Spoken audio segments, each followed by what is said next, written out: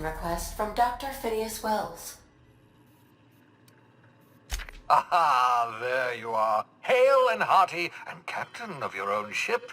I see you're putting the unreliable to good use. Shame about her former captain. Horrible way to die. How are you feeling, by the way? I lost track of you in that cave back there. Experiencing any, unnatural drippage? Perfectly normal side effect of thawing, I assure you. That's terrifying. Get to the point, Phineas. I've been feeling a little lightheaded. Also, I can slow down time. Never better. I want to go with 2, just because I want to see his reaction. Oh, that, yes, that's probably permanent. I wouldn't worry about it, though. I'm sure you're fine. Okay, so now that I have put in quite a bit of time into this game, I can feel comfortable giving you a full review of it.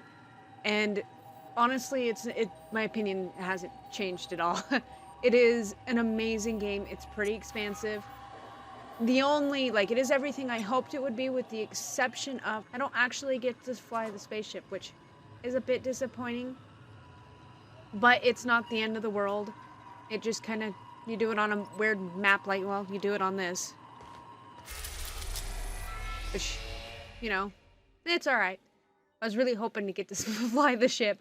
But all in all, the storyline, the user interface, the graphics, the mechanics of it all just seem to fit and flow together really, really well.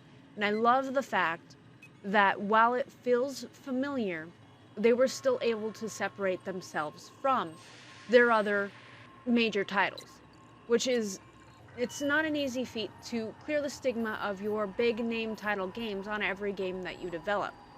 So I think they did really, really good in making it feel familiar, yet completely new. And it is really immersive, and that is something that is required of me, because I'm pretty picky about that. It has to be immersive. If it doesn't hold my attention for long amounts of time, then chances are I'm not going to like it very much. This game is graphically gorgeous, and storyline-wise, it is funny and entertaining. The quests are not completely redundant, which is a miracle in my eyes. I cannot stand redundant quests at all whatsoever.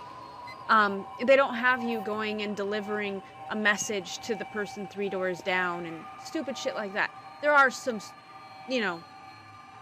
odd quests like go kill this thing for me, or, cut off the fingers of these bandits and so on and so forth, but they're at least different, new, and entertaining. And given I have spent a good few hours into this game and I haven't at least ran into the same particular quest line just yet, I am still getting tutorial pop-ups though. It's insane how expansive this game is, and like I said, it's a little overwhelming.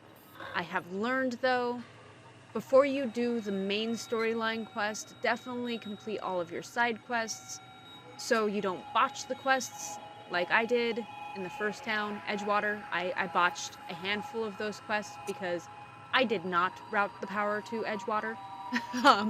So yeah, if you're going to make a decision that is going to affect that one location, common sense would tell you to finish all your quests in that location, which I apparently am lacking. But again and again, I still give this game a 10 out of 10. I think it is going to be one of those games where in 15, 20 years, it is still regarded as... So I think Obsidian did really, really good with this. Again, I have not found any problems. Nothing seems off or clunky, except for the way they flip you around on the ladder. That makes me dizzy, but I have a curved monitor too, so that might have something to do with it. I don't know. I love the mechanics of it. They seem to have slimmed down the amount of bullets you have as opposed to Fallout, so that's nice. You only have light, heavy, and energy. It's definitely a lot easier to break things down, mod things. It's not as expansive as Fallout 4's modding ability as far as weapons goes, but it's not bad by any means. I've got some modded weapons in here. I made that one have speed grip, made a couple of these guns into energy guns. Pretty sure, yeah, I made this Sentry Sable into a plasma saber. So It's definitely unique. You can mod your armor as well, which I haven't done too much of that. I think I did put toughened on here, which gives you a physical armor rating of, my case, 3. I do like the fact that your party members can be modded to an extent. You can switch around their weapons. That's fantastic. That's really, really good.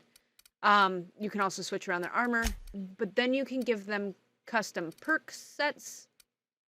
And also, you can change how they really behave, which is really, really nice, because you may have someone who is only there for specific reasons. You can take the perk to where enemies don't pay attention to them. Their generated threat is 30% decreased, therefore they won't even bother with them.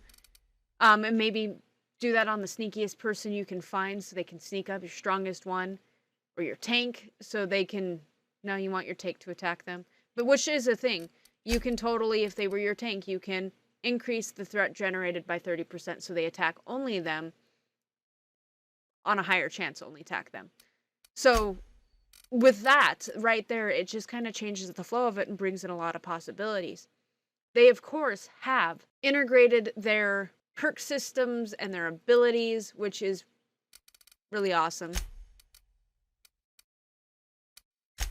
Their skill trees, in depth, it's a little unique, so you can do up to 50 as a family, like ranged, and these 3, when you increase ranged, it increases all 3 until you get to 50, and then you can do individual ones here up to 100. So that's pretty cool. As far as perks go, looks like they've got 3 trees. I'm obviously still in tier 1, and they're all pretty good perks. I kind of was hoping that we would get something along the lines of bobbleheads, but is what it is. I think that's me wishing for a little too much similarity to it. So let's break that down. I give their graphics a 9 out of 10, simply because I'm extremely picky. It does look fake, but good. Really, really good. I give their storyline, as far as I can tell with what I've done through, definitely a 10 out of a 10. I haven't had any problems with it. It's immersive, it's enjoyable, it's funny, which definitely helps out of that. I give the UI a 10 out of 10. It's not clunky, it's not confusing by any means. Their weapon system, I would definitely have to give out a 10 out of 10. As far as use with the tactical, that's still really good. It doesn't hone in on it, which is kind of nice. I always felt like it was cheating when you were able to just zoom in and highlight sections and blast them. This one, it's still a free aim, but it gives you what it's gonna do. So I definitely think that's a bit better than cheating per se. It at least makes it more immersive for me, as far as I have to still think about aiming. So I definitely like that. I give that a 10 out of 10. Their fall damage is scary accurate. I mean, you snap your leg and it sounds disgusting. You snap your leg from some pretty decent distances, some pretty minor distances too, in that retrospect. Like, I can't jump off a ladder without breaking my leg, which is relatively accurate, because if I jumped off a ladder, I would probably crumble into a trillion pieces. I like that. I like the fact that it's realistic in that aspect. As far as the towns, the flow of them, their lifestyle, the look and the feel, and even the PCs in that town, their personalities, those are all really, really good. It feels like a town, like they live a life there, like it's lived in, like it has been excessively lived in, and it's on the brink of extinction, really. So they did really, really good. I don't think I can express how much I actually really do enjoy this game. If for some reason I find a flaw in here that I can't stand, trust me, I will let you know. But so far, it's golden. It is literally cased in gold. It needs to win awards. I want to stick it up on a prized shelf somewhere and coddle it with all my favorite games. I am really honestly impressed with this game. I'm very glad I spent $60 on it, and honestly, I don't regret it one damn bit. I think it is a fair price for the gameplay that it gives me and the quality of work that they did on it. So Again, if you haven't played this game or if you're waiting to watch all the possible reviews, mine is to definitely go get it. You're missing out on a lot of fun, especially if you enjoy these kind of games or past games made by Obsidian.